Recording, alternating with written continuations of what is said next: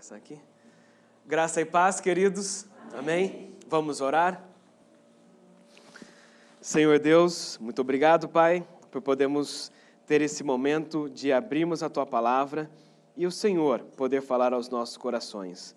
Que o Senhor Deus possa estar falando conosco e que os nossos ouvidos, nossa mente, o nosso coração possa estar aberto para aquilo que o Senhor tem para falar a nós nessa manhã. Nós te damos graças por essa oportunidade. No nome de Jesus, amém. Os queridos podem se sentar.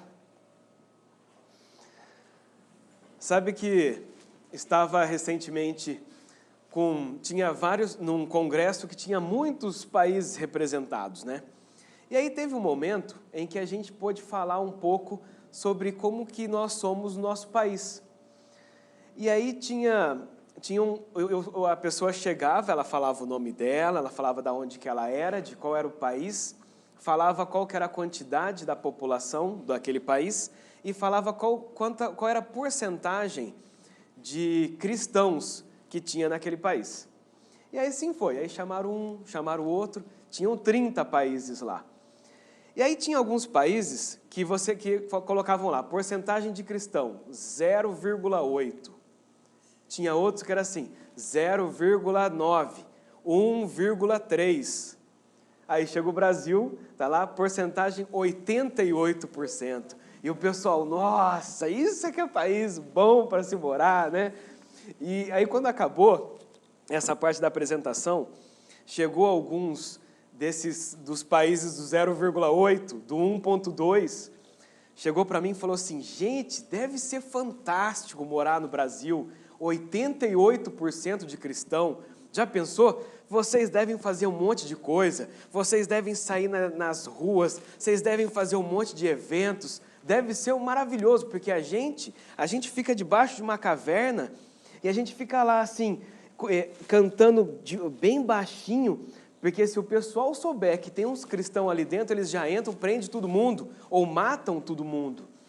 Então, acho que o país de vocês deve ser fantástico, né? Vocês devem fazer muitas coisas. E aí eu olhei para os meus colegas, porque estava eu e mais dois. E tinha outros latinos, tinham chilenos, mexicanos, costarriquenhos, tinha vários ali, argentinos, uruguaios, que também são porcentagens enormes de cristãos, né? Eu olhei e falei assim, e aí, é isso que ele está falando mesmo? Aí um olhou para o outro, um olhou para o outro. E aí, como que funciona? Nós somos 88% de cristãos. E o que a gente tem feito? Né? Por quê? Sabe por quê?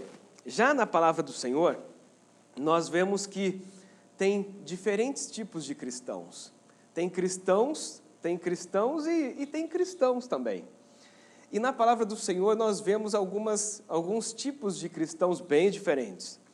E hoje nós vamos estudar 3 tipos deles. E foi uma história em que estava acontecendo com Cristo, e ali a gente consegue perceber algumas diferenças, e a pergunta que vai ser é, qual desses 3 nós somos? E qual desses 3 nós queremos ser? Tá bom? Então, olha só, eu convido os queridos a abrir a palavra do Senhor em Marcos, no capítulo 2, nós vamos ler do verso 1 até o verso 12. Então, em Marcos, no capítulo 2, começando a partir do verso 1, diz assim, e alguns dias depois, entrou outra vez em Cafarnaum, e soube-se que Jesus estava em casa. E logo se ajuntaram tantos, que nem ainda nos lugares junto à porta cabiam.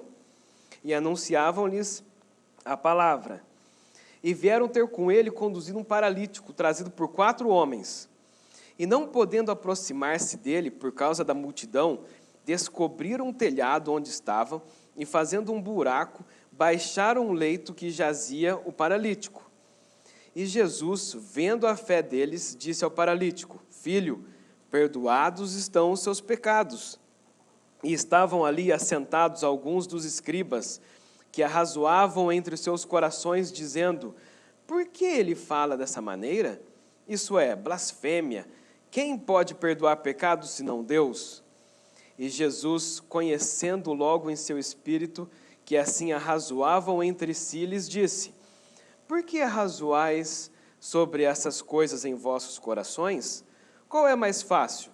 Dizer ao paralítico, perdoados estão os seus pecados, ou dizer-lhe, levanta-te, toma o teu leito e anda? Ora, para que saibais que o Filho do Homem tem na terra poder para perdoar pecados, disse ao paralítico, a ti te digo, levanta-te, toma o teu leito e vai para a tua casa. E levantou-se e, tomando logo o seu leito, saiu na presença de todos. De sorte que todos se admiraram e glorificaram a Deus, dizendo, jamais vimos coisa assim. Esse texto é um texto muito conhecido da palavra do Senhor, e aqui nós vemos alguns tipos diferentes de pessoas que estão no mesmo lugar. Todos eles estavam ouvindo Jesus falar. Jesus estava falando do seu reino, Jesus estava falando de como que ele queria que as pessoas pudessem viver em relação com Deus. Mas, dentre de todas essas pessoas, nós vemos que tinha 3 tipos. Um dos tipos de pessoas era esse aqui, aqueles que estavam só olhando. Era aqueles que estavam ali só vendo o que está acontecendo, né? Tinha um paralítico lá fora, e esse paralítico queria entrar, mas tinha um pessoal que falou assim, não, a gente está aqui, deixa esse pessoal para lá. E eles estavam ali, só vendo, só assistindo, sentado, tranquilo, só recebendo aquilo que tinha para ser passado. E aí a multidão, Jesus falando para esse pessoal, e esse pessoal recebendo todas essas informações, mas não estava vendo o que estava acontecendo ao lado. Eles só queriam receber.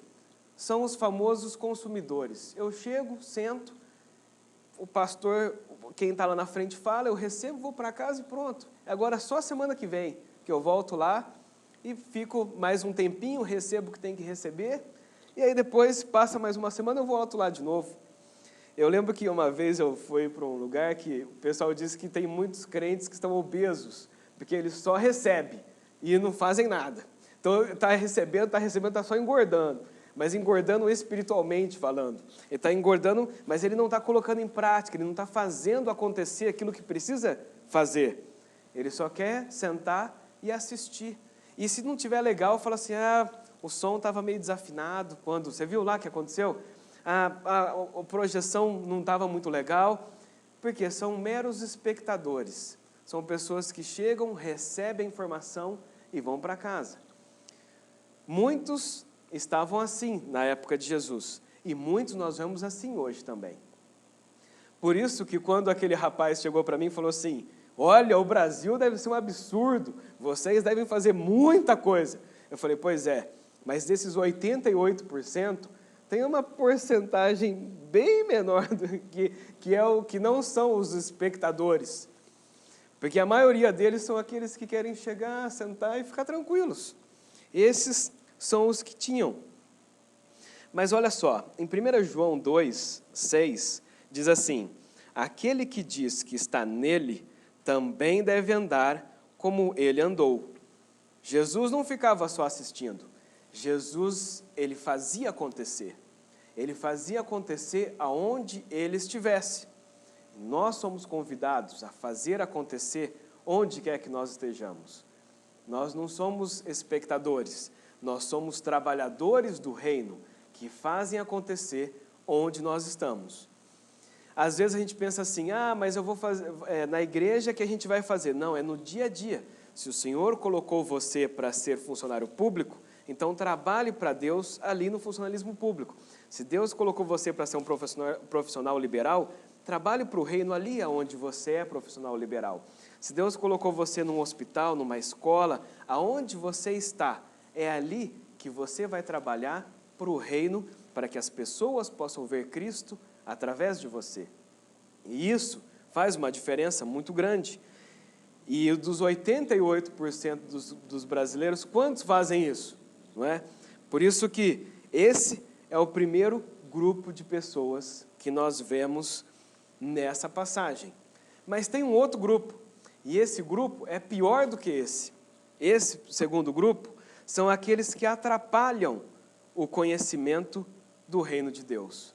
Porque o primeiro, ele fala assim, eu estou recebendo e tudo bem, e os outros deixa os outros. Esse aqui não, esse aqui impede que os outros cheguem ao Evangelho. E esse é mais complicado ainda. Se a gente for ver, tinha um grupo de pessoas que Jesus faz um milagre.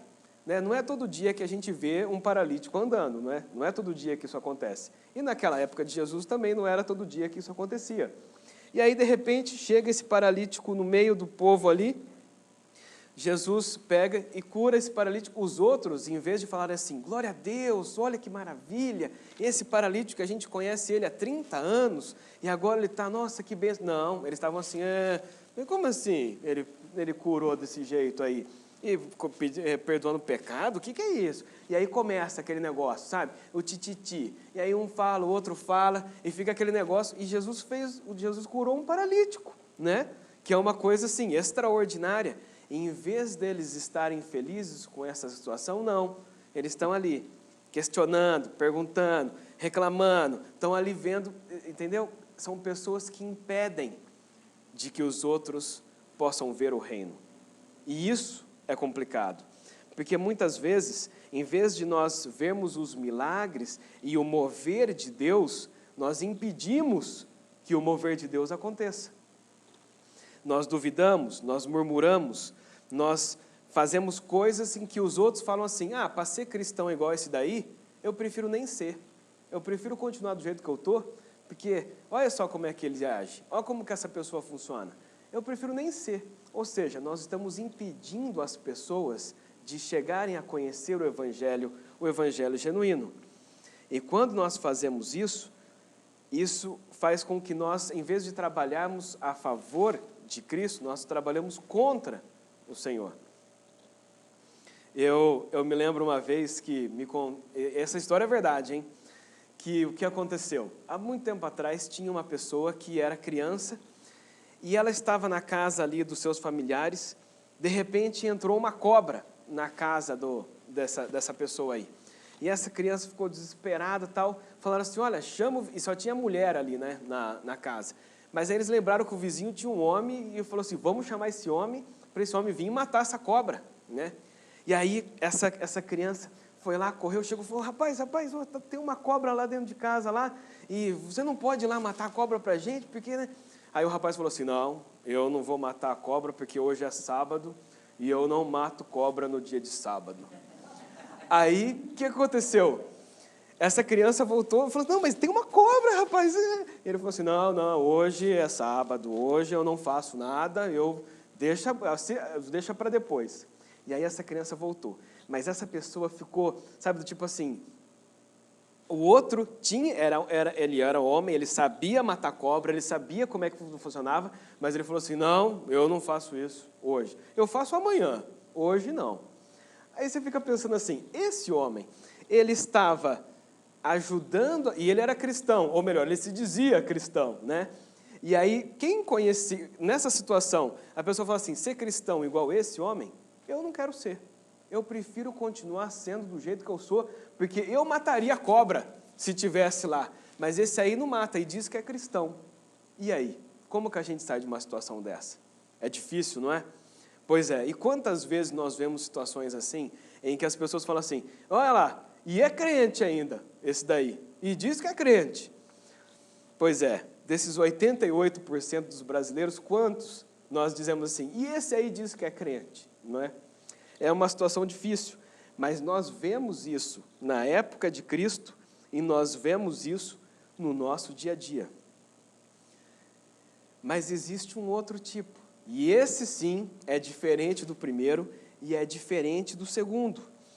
Esse daqui, antes de a gente falar desse terceiro, eu gostaria de ler com os queridos Mateus 7, 20 a 23, que diz o que o Senhor acha desses segundo grupo que impedem as pessoas de chegarem a Cristo, ou que atrapalham o reino. Vamos ver o que a palavra do Senhor diz a respeito dessas pessoas. Mateus 7, de 20 a 23. A palavra do Senhor diz assim, portanto, pelos seus frutos conhecereis. Nem todo que me diz Senhor, Senhor, entrará no reino dos céus, mas aquele que faz a vontade de meu Pai, que está nos céus. Muitos me dirão naquele dia: Senhor, Senhor, não profetizamos nós em teu nome, e em teu nome não expulsamos demônios, e em teu nome não fizemos muitas maravilhas? E então lhes direi abertamente: nunca vos conheci, apartai-vos de mim, vós que praticais a iniquidade. Nós vemos às vezes muitas pessoas que falam assim: olha, mas olha só como ele faz isso. Mas será que ele realmente é um cristão que segue a Cristo de verdade? O primeiro versículo que nós lemos: portanto, pelos seus frutos os conhecereis. Nós podemos vestir roupa de crente, mas será que nós somos cristãos de verdade no coração? Ou será que a gente só colocou a roupa de cristão, não é?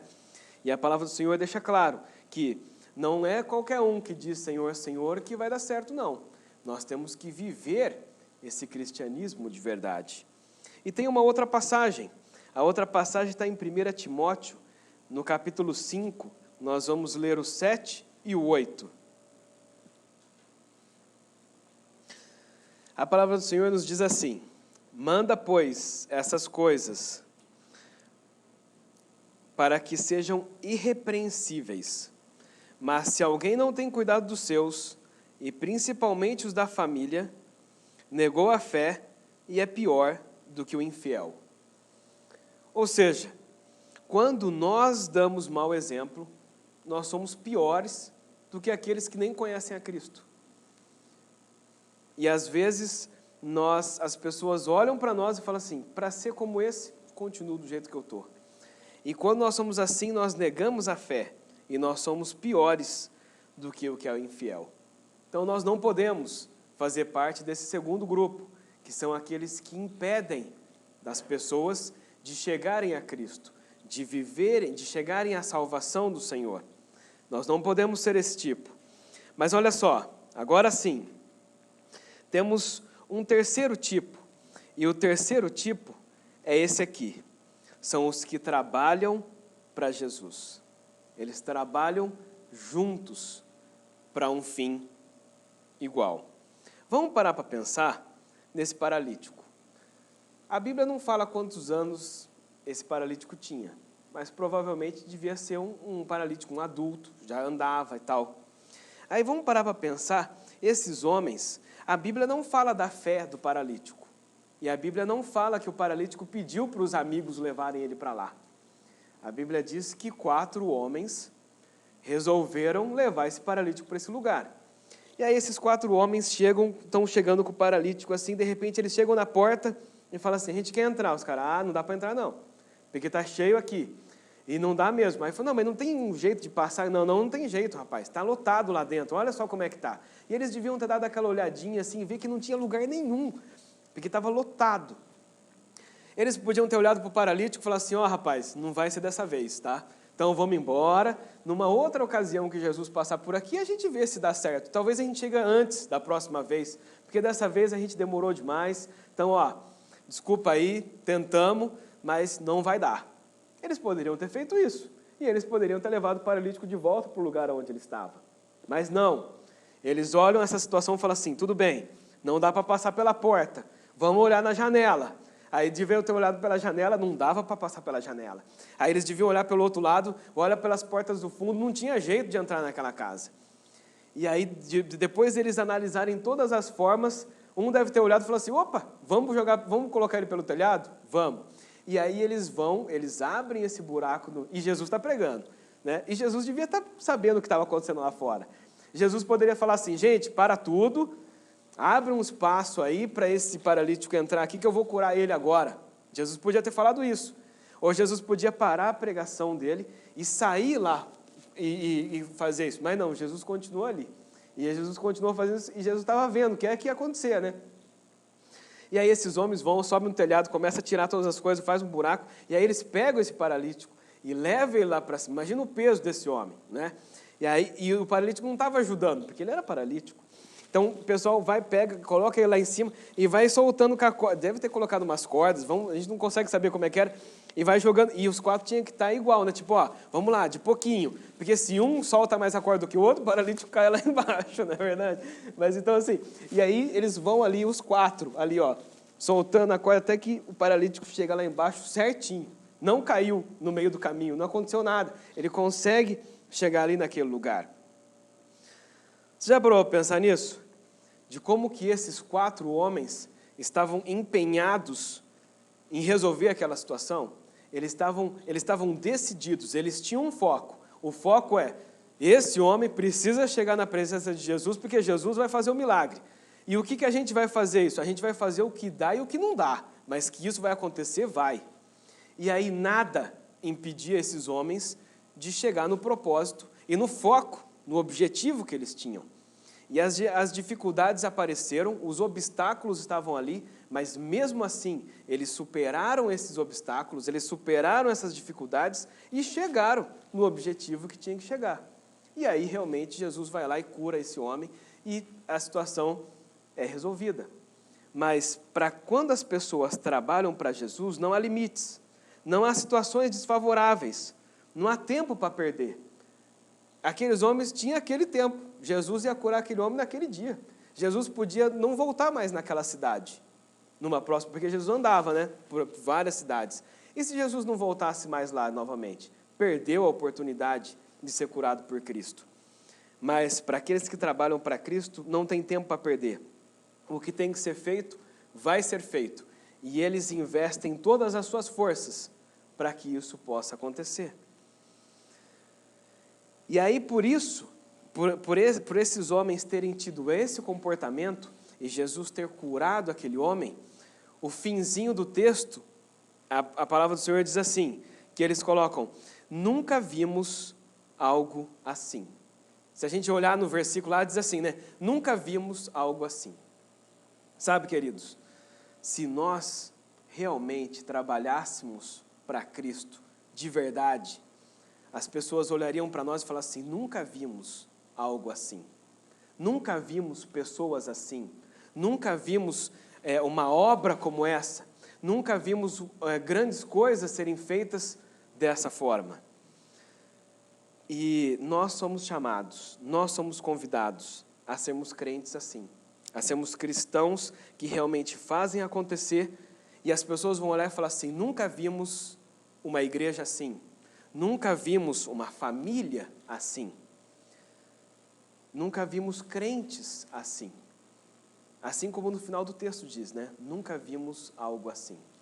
Nós somos chamados para que nós possamos fazer a diferença aonde quer que estejamos. Não é na igreja que nós fazemos a diferença, nós fazemos a diferença lá fora. Aqui nós recebemos, nós temos a comunhão com os queridos, nós recebemos do Senhor a palavra, nós trabalhamos, mas e no resto da semana toda? É ali que nós mostramos quem nós realmente somos. É na hora que acontecem as adversidades e os problemas, é que nós mostramos quem realmente nós somos. E é nessas horas que as pessoas precisam olhar para nós e falar assim, nunca vi um cristão assim. E é isso nós fazemos, assim nós trabalhamos para Cristo. E nós vivemos de uma forma diferente. Está na hora de nós deixarmos de sermos cristãos espectadores, que sentam e admiram e assistem às coisas. Está na hora de nós pararmos de ser aqueles que impedem as pessoas de conhecer a Cristo. Mas está na hora da gente começar a fazer acontecer. Está na hora de realmente nós fazermos aquilo que o Senhor pediu para que nós venhamos a fazer. Nós transferimos muito as responsabilidades. Nós falamos assim, não, deixa que o professor da escola bíblica ensina. Não, deixa que o pastor prega. Deixa que o líder do grupo pequeno fale isso. E a gente vai transferindo as responsabilidades. Sendo que, na verdade, nós somos chamados para nós pregarmos o Evangelho e vivermos esse Evangelho, todos nós, onde quer que nós estejamos. E quando nós fazemos isso, aí sim, o Evangelho genuíno de Cristo é pregado e as pessoas vivem de uma forma diferente. E a transformação chega na vida das pessoas.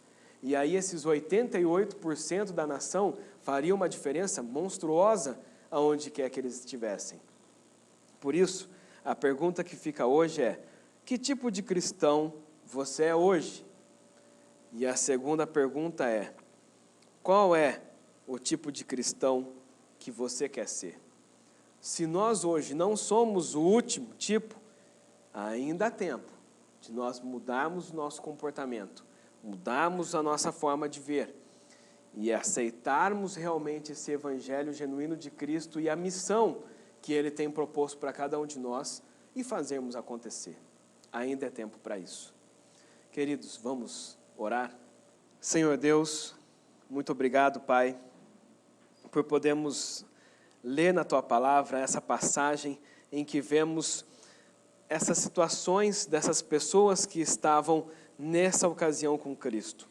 Nós vemos pessoas que estavam meramente assistindo, não se importando com nada, simplesmente se importando com as suas próprias vidas e não ligando, sendo indiferente para as outras coisas que estavam acontecendo. Também vimos pessoas que estavam discutindo, reclamando, duvidando do poder de Cristo naquela situação. Mas também vemos pessoas que estavam dispostas a trabalhar para que o milagre de Cristo pudesse acontecer. Pai querido, quantas e quantas vezes nós somos meros espectadores, chegamos na Tua casa, sentamos, assistimos e depois nós não fazemos nada. Quantas vezes, Pai, nós somos aqueles que impedimos as pessoas de chegarem a Cristo, tendo comportamentos inadequados e fazendo coisas piores do que os infiéis. Pai querido, perdoa-nos, Senhor, pelas vezes em que nós agimos dessas formas. Perdoa-nos, Senhor Deus, pelas nossas atitudes, perdoa-nos, Senhor, pelas nossas motivações, mas que no nome do Senhor Jesus, que a partir de hoje possamos ser esses cristãos que trabalham para o Teu reino e trabalham com vontade, que fazem acontecer para que o Teu reino seja estabelecido aqui nessa terra. Que o Teu Espírito Santo possa estar transformando os nossos corações, para que a nossa palavra e as nossas ações sejam condizentes com aquilo que está na Tua palavra, e que possamos realmente fazer acontecer, onde quer que nós vivemos, nós como pessoas individuais, como família e como igreja, para que as pessoas possam conhecer a Ti através das nossas vidas, e que possamos fazer diferença assim na nossa geração. No nome do Senhor Jesus. Amém.